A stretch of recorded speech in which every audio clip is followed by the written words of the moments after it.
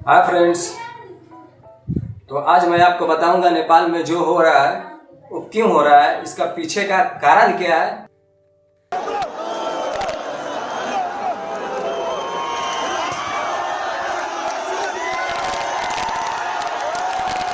ऐसा हो क्यों रहा है। 8 सितंबर 2025 को नेपाल गवर्नमेंट सोशल मीडिया पर बैन लगाती है, जिसमें यूट्यूब, फेसबुक, इंस्टाग्राम, यूट्यूब सब था।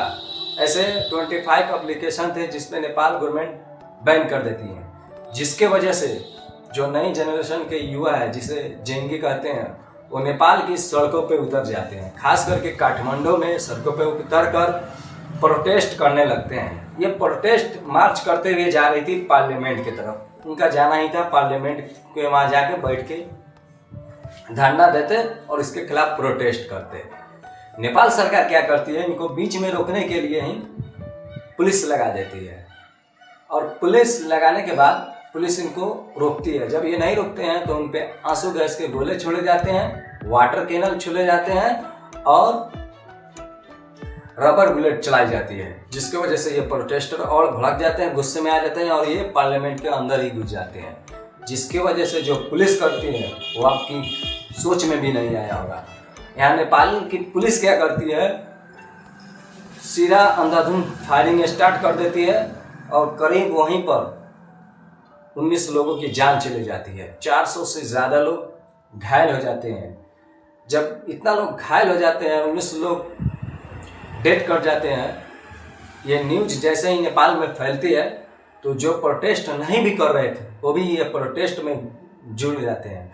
और ये सिर्फ काठमांडू में हो रहा था, लेकिन इसके बाद ये पोखरा, भुटवेल, कई सारे बड़े शहरों में नेपाल में प्रोटेस्ट होने लगता है और इसमें लोग जुड़ जाते हैं। और ये प्रोटेस्ट जो शांतिपूर्वक होना था, जो अनवायलेंस होना था, ये पूरे अब वायलेंस में प्रोटेस्ट होने लगता है और इससे पार्लियामेंट भी जला दिए जाते हैं। कई मंत्री के घर जला दिए जाते हैं।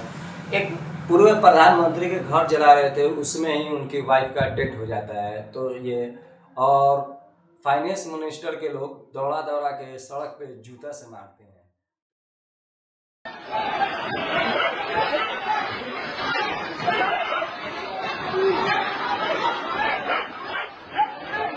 पॉलिटिशियन के लिए लेसन भी है कि कोई भी पॉलिटिशियन जब अपने पावर में रहे तो अपने पावर का गलत इस्तेमाल ना करे और जनता को अपनी पाँव का धूल ना समझे। ये उनके लिए लेसन है। तो ये जब इतना सब कुछ होने लगता है तो ये कंट्रोल नहीं होता है, जिसके कारण पूरे नेपाली युवा सड़क पे उतर आते हैं। और जो ये प्रोटेस्ट जो हो रहा था, क्या ये सोशल मीडिया अकाउंट बंद करने से वजह से होगा? नहीं, इसके वजह से नहीं हुआ, बिल्कुल नहीं। क्या है कि जो नेपाल के पॉलिटिशियन के बच्चे थे वो अच्छे अच्छे गाड़ी में विदेश में घूम रहे थे, बाहर से गुची बैग लेके नेपाल में लौट रहे थे।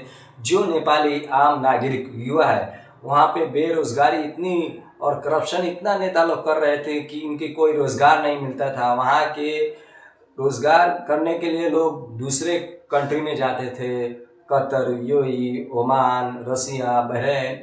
15,000 नेपाली नागरिक युवा रसिया के तरफ से यूक्रेन के लिए युद्ध लड़ने के लिए चले गए। क्यों? क्योंकि रसिया उनको $4,000 दे रही थी लड़ने के लिए। तो ये 15-20 दिन ट्रेनिंग करवाती थी रसिया और यूक्रेन के फ्रंट पेज पर भेज दे रही थी। तो क्या वहाँ से कुछ लोग शहीद हो के भी ताबूत में बंद होके आ रहे थे और वहाँ के लड़के गुची के बैग लेके आ रहे थे। और ये एक हैशटैग नेपो किड्स चल रहा था नेपाल में। इसके वजह से ही नेपाल सरकार क्या करती है, आवाज़ ना उठे, सोशल मीडिया ऐप को ही बैन करा देती है, जिससे ये जो गुस्सा था ये एकदम ब्लास्ट हो जाता है। ये लोग सड़कों पर उतर जाते हैं, घर, गाड़ी और नेता के घर, पार्लियामेंट सब कुछ जला दिए जाते हैं। ये जो 70 साल के जो पॉलिटिशियन थे, ये बस 4 ग्रुप थे और ये आपस में कभी वो सरकार चला रहे थे तो कभी ये सरकार चला रहा था और इनकी कुछ बेरोजगारी हो नहीं रही थी, जिसके वजह से ये सब कुछ नेपाल में हुआ और एक रजीम चेंज की तरह हो गया। और ये इतना लोग मारे गए और सरकार को बचने के लिए, खुद को बचाने के लिए हेलीकॉप्टर का सहारा लेके आर्मी ने उनको भगाया वहाँ से निकाला सेफली।